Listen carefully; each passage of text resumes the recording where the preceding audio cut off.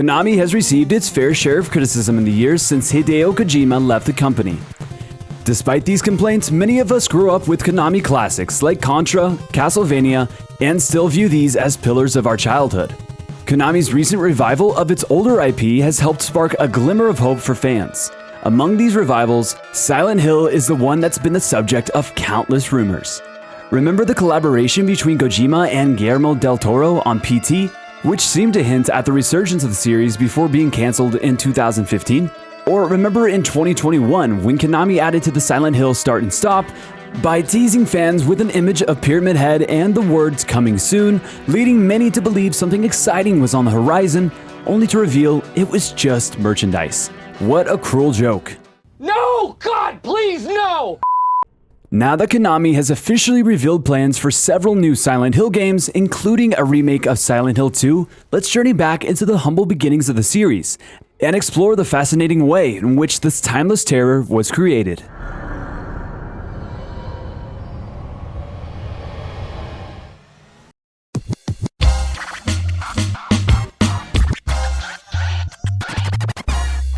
TapTap.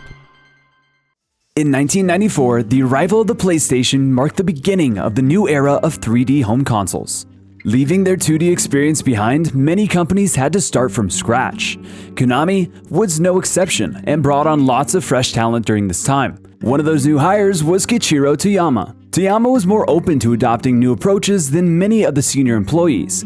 He quickly became adept at working on 3D games. Shortly after joining, Toyama was assigned to work on the art for International Track and Field, an advanced game for its time and one of Konami's first to use motion capture technology. The game's success, including solid sales and positive reviews, helped further Toyama's career. When presented with two future projects, a sequel to International Track and Field, and a horror game inspired by Stephen King's novel The Mist, Toyama chose the second, more challenging option, which would later become Silent Hill. Konami had an obvious reason to jump into the horror genre at the time.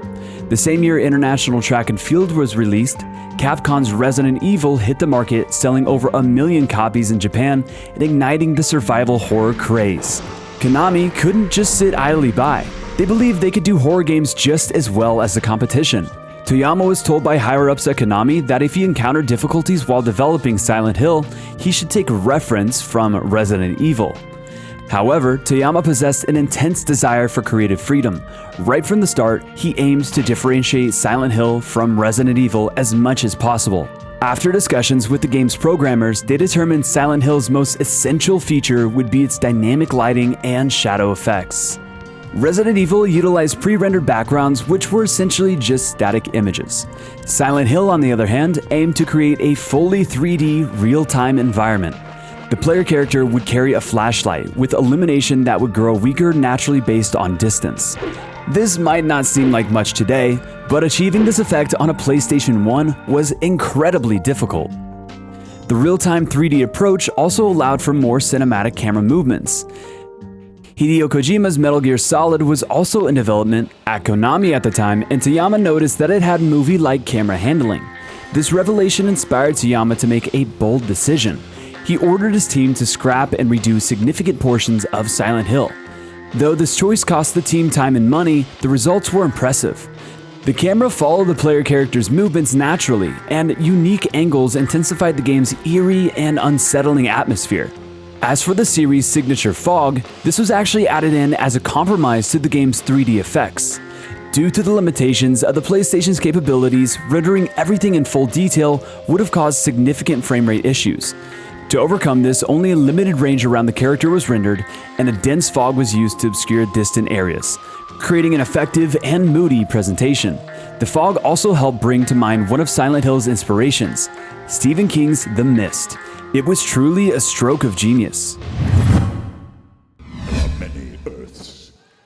Satisfying visual effects aside, there was another key contributor that helped elevate Silent Hill to the cult classic status: sound director Akira Yamaoka. Yamaoka joined Konami in 1993 and worked on music in many of the company's games. While his early work on games such as Contra: Hard Corps was impressive, it was only after Yamaoka was assigned to Silent Hill that his innovative nature truly revealed itself. He felt that most game music at the time was immediately recognizable as game music, and he wanted to create something entirely different. Yamaoka was inspired in part by films like Suspiria and its soundtrack's composer, Italian band Goblin. Goblin and I are amazingly similar, Yamaoka explained in an interview with Fact magazine, and it's not the music, it's the risk. They went into film and forced their music to expand as rock musicians. In addition to Goblin, Yamaoka took inspiration from music genres like new wave and industrial rock artists like Trent Reznor of Nine Inch Nails. Adding to the game's unsettling atmosphere is the way in which the sound effects are woven in. For instance, players had to use a portable radio in Silent Hill to judge if danger was near. The louder the radio static, the closer enemies hidden in the mist were. This not only served as a helpful warning, but it also intensified the player's sense of terror. These audiovisual experiences were further complemented by the game's unique story. The story of Silent Hill unfolds in the resort town of the same name situated in the northeastern region of the United States. The protagonist, Harry Mason, travels to Silent Hill with his daughter, Cheryl, for a vacation. Before they make it to the town, a sudden car crash leaves Harry unconscious. When he wakes up, he discovers Cheryl is missing, and so his adventure to find his daughter begins. While Resident Evil and its imitators mostly follow the route of blockbuster movies, with plots involving laboratory leaks and military forces fighting monsters, Silent Hill chose the different path. Silent Hill is a sparsely populated, fog-shrouded town, with low visibility and monsters that appear unexpectedly. Throughout the game, Teyama aimed to present players with the unknown. Why is Silent Hill devoid of people? Why do mutated dogs and bats roam the streets? And why do hints and puzzles appear out of thin air? Most events in the game defy rational explanation. For example, let's look at the part of the game where Harry explores Alchemilla Hospital.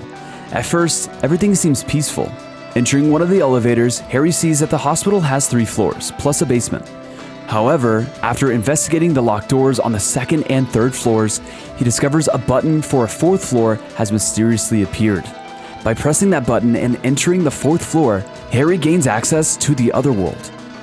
The once abandoned hospital transforms into a hellish sight all around him, with blood-red rust covering the iron plates on the walls and the ground replaced by iron mesh. Bloodied nurses now stalk the dark, claustrophobic hallways, attacking Harry with knives. This spine-chilling experience, the feeling of stepping into a psychological prison, was something matched by no other game at the time. According to Toyama, it was hard to build a tightly woven narrative for his first game as director, both because he was new to the role and because the team as a whole lacked experience. The choice of a nightmarish and surreal setting was deliberate then, as a way to hide his weaknesses. Even if that's true though, the cryptic dialogue and mysterious scenes only fueled players who wanted to uncover the shocking truth behind Silent Hill. This revelation finally comes toward the end of the game. Dahlia, a local cult priestess, is revealed as the true culprit. Her daughter Alessa was given supernatural powers at a young age. Alessa was able to remain kind-hearted despite being bullied by her peers and abused by her mother.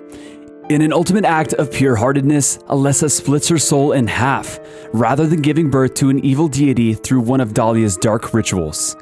One part of Alessa's soul remained with her, while the other escaped from Silent Hill. If you didn't already know from playing the game, you might have guessed from the big twist. The other half of Alessa's soul belongs to Harry's daughter, Cheryl. As it turns out, Cheryl isn't Harry's biological daughter. He and his wife found her abandoned on the side of the road when she was just a baby. While Alessa survives the cult ritual where her mother attempted to awaken a dark god, she's caught in a fire and left in a severely painful state of near death. In fact, the only thing keeping her alive is that little bit of evil deity that her mother forced into her body. The events of Silent Hill begin as Alessa is no longer able to bear the torment of living like this and calls for Cheryl, her other half, to return to Silent Hill. Upon arriving in Silent Hill, Cheryl and Alessa merge into one, which triggers the revival of the malevolent deity. This is why Harry occasionally enters the Otherworld. As the deity's powers grow stronger, the Otherworld slowly encroaches upon reality. If the evil god is not stopped, the Otherworld will ultimately replace the real world entirely. While Alessa plays a role of an obstacle to Harry throughout the game and ultimately transforms into the final boss, she is not the true villain. Alessa is constantly battling with the evil god deep within her heart, using every tool at her disposal to prevent its resurrection. She even uses her supernatural powers to create the Seal of Metatron, a sigil that will stop the deity's rebirth. Unfortunately, Harry falls for Dahlia's lies and destroys the Seal of Metatron. In the end, Alessa is captured by her mother and becomes the vessel for the birth of the malevolent god. Harry is forced to make the difficult decision to kill Alessa. But before her passing, Alessa entrusts him with a newborn baby, the reincarnation of Cheryl and Alessa. He names the child Heather. Thanks to its innovative gameplay and gripping story, Silent Hill earned both critically acclaimed and impressive sales figures. It also birthed a number of sequels such as Silent Hill 2, the game Konami's tasked Blooper Team with remaking, and Silent Hill 3, in which players could catch up with Heather as a teenager. As for Toyama, the biological father of the series, he left Konami shortly after the release of Silent Hill to join Sony Interactive Entertainment. From there, he went on to create another well-known horror series, Siren.